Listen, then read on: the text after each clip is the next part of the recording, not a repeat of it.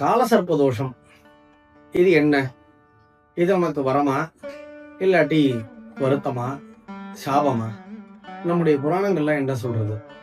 கொஞ்சம் யோசிச்சு பார்க்கலாமா? இதை நம்ம எந்த அளவுக்கு சரியா புரிஞ்சுட்டு இருக்கோமா, தவறா புரிஞ்சுட்டு இருக்கோமா? அதையும் சற்று நாம் சிந்திக்க வேண்டாமா? வாருங்கள், அதை பற்றி சற்று சிந்திப்போம். நமோஸ்து சர்ப்பேभ्यो ஏகே ச பிருதிவீமனோ ஏ அந்தரிக்ஷே ஏதி விதேभ्यः சர்ப்பேभ्यो நமஹ. சொல்லணும் அப்படின்னா, ஒரு நாளைக்கு ஒரு மாணவர் இருந்தார், ஒரு இளைஞர் இருந்தார்.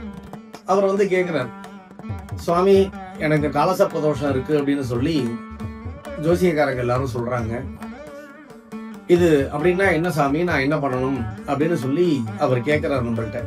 அப்ப நம்ம என்ன சொல்றோம் அப்படின்னா, பாம்பு காலம் அப்படின்னா காலம், சர்ப்பம் அப்படின்னா பாம்பு, நமக்கு நல்லாவே தெரியும். இந்த காலத்தினை தன்னுடைய சர்ப்பத்தால் வளைந்த உடல்வாகால் இறுக்கி கட்டி இருக்கக்கூடியது காலசர்ப்பம் என்று புராணங்கள் கூறுகின்றன. இது சில நேரத்துல காலசர்ப்ப தோஷமாகவும் இருக்கு, காலசர்ப்ப யோகமாகவும் இருக்கு. அப்படிங்கும் போது இது எப்படி பார்க்கணும்னா, நாம் சற்று பாம்புகளை பற்றி நாம் அறிந்து கொண்டோமே ஆனால் இந்த காலசர்ப்ப தோஷத்தை பற்றி நாம் நன்கு புரிந்து கொள்ள முடியும். பாம்பு யாரையும் கடிக்கிறதுக்காக, யாரையும் அழிப்பதற்காக விஷத்தோட பிறக்கல, பகவானால இறைவனால படைக்கப்படவில்லை. ஏன் அப்படி வந்தது அப்படின்னு பார்த்தோம்னா, அது இறைவன் அதற்கு ஒரு பாதுகாப்பிற்காகவே இந்த விஷத்தன்மையை சில பாம்புகளுக்கு மட்டும் கொடுத்துள்ளார். நீ இதை வச்சுன்னு உன்னை காப்பாத்திக்கோ, நமக்கு எதாவது கொடுத்துருக்காருல கடவுள், அந்த மாதிரி இனி இந்த ஒரு தன்மையை நீ உனக்கு வச்சுட்டு காப்பாத்திக்கோ. அப்பயுமே என்ன அப்படின்னா, அது அதோட நியமத்துல அதை யார் தொந்தரவு பண்ண போறாங்களோ அவங்கள மட்டும் தான் கடிக்கும், தேடி நம்மள கடிக்காது. அதுகிட்ட போய் நம்ம அதை தொந்தரவு பண்ண போனோம்னா அது கடிக்க வரும், அவ்வளவுதான். சோ இதே போன்று இத்தகையதான பாம்பின் ஒரு தன்மையை நாம் புரிந்து கொண்டோமே ஆனால், காலசர்ப்பமானது தோஷமா அல்லது வரமா என்று நாம் நன்றே அறிய முடியும். நம்முடைய சனாதனமான இந்து தர்மத்தில் பரமசிவன் கழுத்தில் பாம்பினை அணிந்துள்ளார். மகாகணபதியானவர் நாகராஜ யஜ்ஞோப வீதவதே நமஹா என்று பாம்பினையே உபவீதமாக பூணலாக மகாகணபதியானவர் தரித்துள்ளார். மகாவிஷ்ணுவானவரோ அனந்த சைனனாக அனந்த சைனத்தில் பாம்பின் மீதே படுத்துக் கொண்டுள்ளார். ஆக பாம்பிற்கும் நம்முடைய சனாதனமான ஹிந்து தர்மத்திற்கும் மிக மிக அருமையான ஒரு தொடர்பு நம்முடைய புராணங்கள் சாஸ்திரங்கள் கூறுகின்றன. ஔவையார் கூறும்பொழுது கூட, மூலாதாரத்து மூன்றெழுக்கணலை காலால் உதைத்து அப்படின்றதான் பாடுறாங்க. என்ன அப்படின்னா, அது பாம்பு ரூபமாகத்தான் நம்முடைய உடலில் மூலாதாரத்தில் குண்டலினி சக்தியானது இருக்கு அப்படின்னு பாம்புடன் ஒப்பிட்டே நம்முடைய சனாதனமான ஹிந்து தர்மமானது ஏற்படுகின்றது. ஆகவே பாம்பை கண்டும் காலசர்ப்ப தோஷத்தை கண்டும் நாம் கவலைப்பட வேண்டும் என்கின்ற அவசியம் இல்லை. அதற்கு என்ன பண்ணலாம் அப்படின்னா, அழகாக நம்முடைய பல கஷேத்திரங்கள், காளஹஸ்தி, திருப்பாம்புரம், திருநாகேஸ்வரம், திருநாகை காரோணம், இவ்வாறான பல ஸ்தலங்கள், பல கஷேத்திரங்கள் நம்முடைய தமிழ்நாட்டிலும் பாரதம் முழுவதுமாகவே விருந்து கிடைக்கின்றது. அந்த ஆலயங்களில் சென்று நாம் அந்த ஆலயத்தில் வழிபடும் முறையில் அங்கு இருக்கக்கூடிய சிவாச்சாரிய பெருமனார் கூறக்கூடிய அந்த வழியில் நாம் வழிபட்டோமையானால் இந்த காலசர்ப்ப தோஷமானது விலகும். அதில் எந்த ஒரு சந்தேகமும் இல்லை. மேலும் என்ன செய்யலாம்?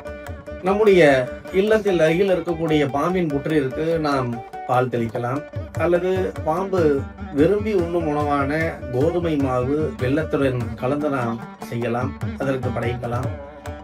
எங்காவது நாம் சென்றோமேயானால் அங்கு பாம்பு புற்றுகள் நம்முடைய போற வழியில் நம்ம எங்க பார்த்தாலும் நம்ம பார்க்க முடியும். பாம்பையும் நம்முடைய பாரத தேசத்தையும் உலகத்தையும் பிரிக்கவே முடியாது, எங்கும் இருந்துள்ளன. அந்த இடத்துலலாம் நம்ம பார்த்தோம்னா அந்த கோதுமை மாவை தூவிண்டு போறது. இன்னொன்னு, அதுக்கு மேல பாம்பு அந்த சர்ப்பம், அந்த சர்ப்பத்தை நாம் வழிபட்டதனால் என்னென்ன கிடைக்கும் என்றால், நமக்கு ஏற்பட்டதான பித்ருதோஷங்கள் கூட நிவர்த்தியாகும் என்று சாஸ்திரங்கள் கூறுகின்றன. சர்ப்பத்தினை நாம் ஒழுங்காக வழிபட்டோமேயானால் நம்முடைய பித்ருதோஷங்கள் கூட விலகி அனைத்து விதமான நன்மைகளும் கிடைக்கும் என்று நம்முடைய புராணங்கள் கூறுகின்றன. ஒவ்வொரு ஜீவராசியின் முன்னுமே இறைவன் தான் இருக்கின்றான் என்று நம்புவது, கூறுவது நம்முடைய இந்து மதம்.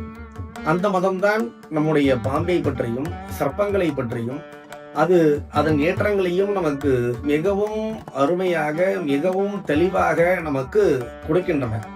ஆகவே இந்த காலசர்ப்ப தோஷத்தை நாம் போக்கிக் கொள்வதற்காக மிகவும் அழகாக மிகவும் சிறப்பாக மிகவும் வலிமையுடன் மிகவும் நம்பிக்கையுடன், நம்முடைய சனாதன தர்மத்தில் நமக்கு முக்கியமாக தேவை என்பதே நம்பிக்கைதான்.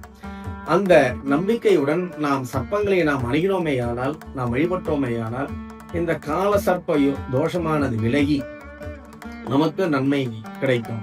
நம்முடைய இல்லத்தில் கூட காலசர்ப்ப தோஷம் இருந்தது என்றால் நம்முடைய இல்லத்தில் கூட சிறந்த வேத பண்டிதர்களை அழைத்து அவர்களை வைத்து இந்த காலசர்ப்ப தோஷம் போகுவதற்கான பரிகார பூஜைகள், பரிகார ஹோமங்கள், காலசர்ப்ப சாந்தி ஹோமங்கள் இவைகளை செய்து இந்த காலசர்ப்ப தோஷத்திலிருந்து விலகி நாம் மேலும் மேலும் நன்மையுடன் வாழலாம் என்று நம்முடைய சாஸ்திரங்கள் கூறுகின்றன. பாம்பு அப்படிங்கிறது விழித்தெழும் நிலைதான். ஆகவே நாம் இறைவனிடம் பக்தியுடன், நாம் விழிப்பு நிலையுடன் விழித்தே நாம் இருந்தோமேயானால், இறைவனிடம் நாம் பக்தி செலுத்தினோமேயானால் எந்த விதமான ஒரு தோஷங்களும் நமக்கு எதுவும் செய்யாது என்று நம்முடைய சாஸ்திரங்கள் கூறுகின்றன. ஆகவே காலசர்ப்ப பரிகார பூஜையையும் சர்ப்ப பூஜையையும் நாம் செய்வோமாக. இறைவனின் அருளை பெறுவோமாக. நன்றி.